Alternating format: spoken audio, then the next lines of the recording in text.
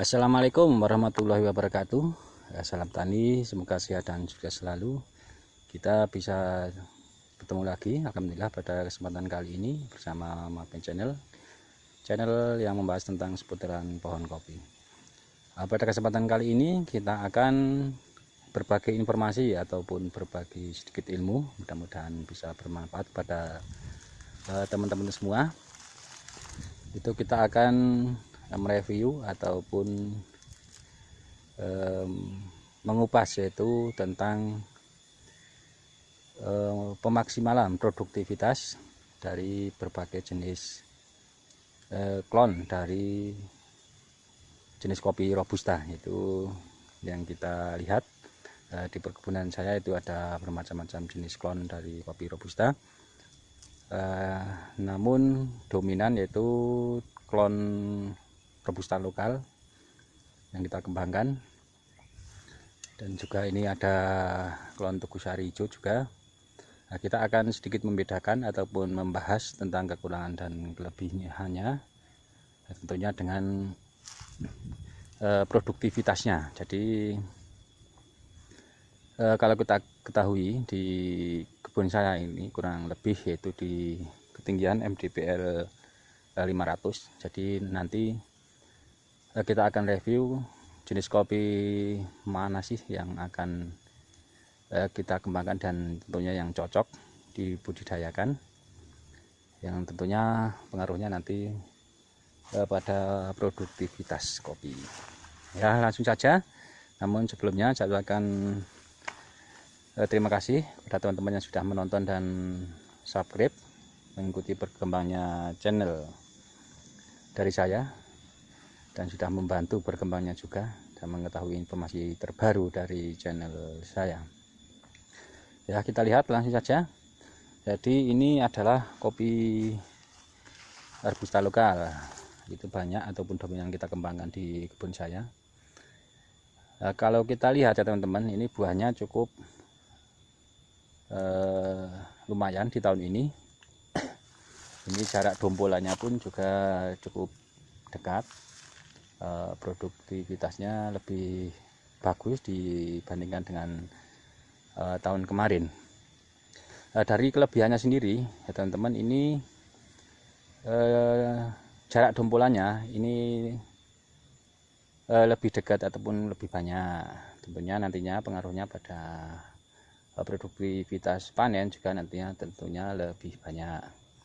Di samping itu percabangannya dia juga lebih banyak. Jadi dibandingkan dengan ini yang klon Tugu Sari hijau, ini dia lebih banyak. Dari dia tiap cabangnya itu dia lebih bercabang lagi dan produktivitasnya jauh lebih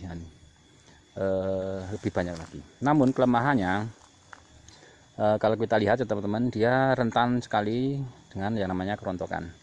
Terlebih di cuaca ekstrim kayak gini, cuaca musim penghujan ataupun curah hujan yang tinggi, terlebih di ini hujan di malam hari, ini rentan rontok ya teman-teman, rentan rontok ya. Jadi cara mengatasinya, ini teman-teman harus rajin melakukan dalam pemangkasan tanaman naungan, sehingga memberikan sinar matahari, itu memberikan ruang sinar matahari secara langsung untuk bisa menyinari buah-buah kopi ini, dan juga memberikan ruang oksigen untuk bisa leluasa di daerah ini pohon kopi. Sehingga harapannya dengan pemangkasan yang rutin dan juga ini pemberian ruang oksigen dengan melakukan pemangkasan, ini kerontokan akan bisa teratasi. Nah, memang kalau melihat di cuaca kayak gini, memang faktor alam ya, itu yang mempengaruhi kerontokan. Tapi kita harus melakukan upaya ataupun tindakan untuk mencegah kerontokan tersebut, yaitu dengan perawatan secara intensif. Yang selanjutnya tentunya juga pemangkasan harus secara rutin dilakukan agar nutrisi yang terserap itu bisa fokus ke kopi-kopi ini. Karena kalau kita lihat untuk jenis kopi robusta lokal kayak gini, ini buahnya itu cukup banyak bila dibandingkan dengan klon-klon lainnya. Namun kelemahannya itu rentan pada kerontokan. Nah, selanjutnya kalau kita lihat ini di kopi yang jenis TS ya teman-teman, ini buahnya juga cukup banyak, namun percabangannya dia sedikit dibandingkan dengan klon ini robusta yang lokal.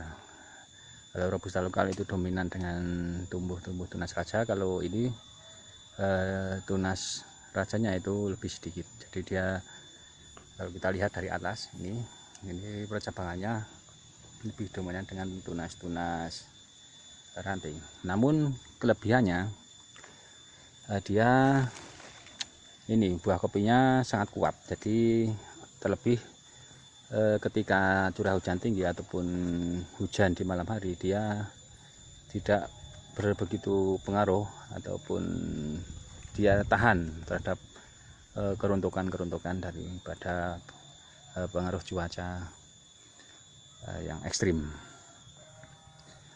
Sedangkan untuk pemangkasannya juga, karena ini kalau tunas biwilannya itu sangat banyak di klon jenis ini, jadi tunas biwilan harus dilakukan pemangkasan secara rutin juga. Yang selanjutnya kalau kita lihat, yaitu kelebihan yang lainnya untuk jenis klon ini TS, dia ketika musim kemarau dia lebih tahan. Jadi pada daun dia akan tetap kuat. Sedangkan untuk ini robusta lokal, ketika di musim kemarau dia mudah mengering ya daunnya. Jadi untuk daun-daunnya dia kurang kuat. Jadi ketika musim kemarau dia ini seakan-akan kadang yang jika pohonnya belum terlalu tumbuh subur, dia akan mudah mati bahkan untuk jenis kopi ini. Nah, kita sambil jalan, ini juga ini jenis ini TS juga, ini dibuang teman-teman, ada tunas air. Nah, ini robusta lokal. Jadi teman-teman bisa melihatlah cuaca ataupun keadaan daripada ini lahan teman-teman. Jadi kopi mana yang sesuai dari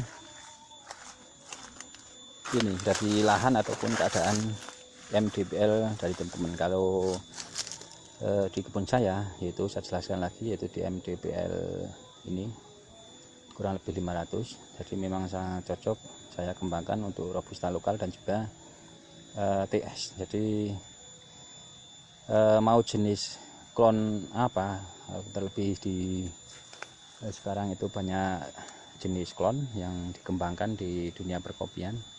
Namun harus teman-teman ingat selalu, yaitu harus disesuaikan dengan keadaan ataupun lahan perkebunan teman-teman itu sendiri. Jadi kecocokan juga berpengaruh. Itu nantinya pemilihan jenis klon dari teman-teman itu harus selektif. Klon yang bisa tumbuh subur, yang akan bisa dikembangkan di perkebunan teman-teman. Jadi saya jelaskan sekali lagi, itu kalau ini versi saya, ini di perkebunan saya memang saya membudidayakan ini klon lokal dan TS saja, karena cukup memuaskan dan alhamdulillah hasilnya cukup bagus. Ya, kalau kita lihat ini jenis sambungan kurang lebih 1 tahun ya teman-teman, ini sudah produktif. Kiranya cukup sekian ya teman-teman, itu tentang review kelebihan dan kekurangan dari jenis-jenis klon yang dikembangkan di perkebunan. Jadi dari masing-masing jenis mempunyai kekurangan dan kelebihannya. Yang intinya pemaksimalan produktivitas lah di sini. Jadi mau jenis klon apa, yang penting produktivitasnya bagus. Ketika fase pemainan bisa menghasilkan panen kopi yang melimpah, itu yang paling penting. Jadi mengingat harga, alhamdulillah sekarang masih stabil. Untuk yang kering itu kisaran sekitar 70 ribuan. Jadi yang penting banyak buah, itu yang akan menjadi tolak ukur jenis klon apa sih yang akan teman-teman kembangkan di perkebunan teman-teman itu sendiri. Ya, mudah-mudahan bermanfaat info dari saya. Mohon maaf bila ada salah-salah kata. Bagi yang belum jelas bisa tanya di kolom komentar. Cukup sekian. Terima kasih. Assalamualaikum warahmatullahi wabarakatuh.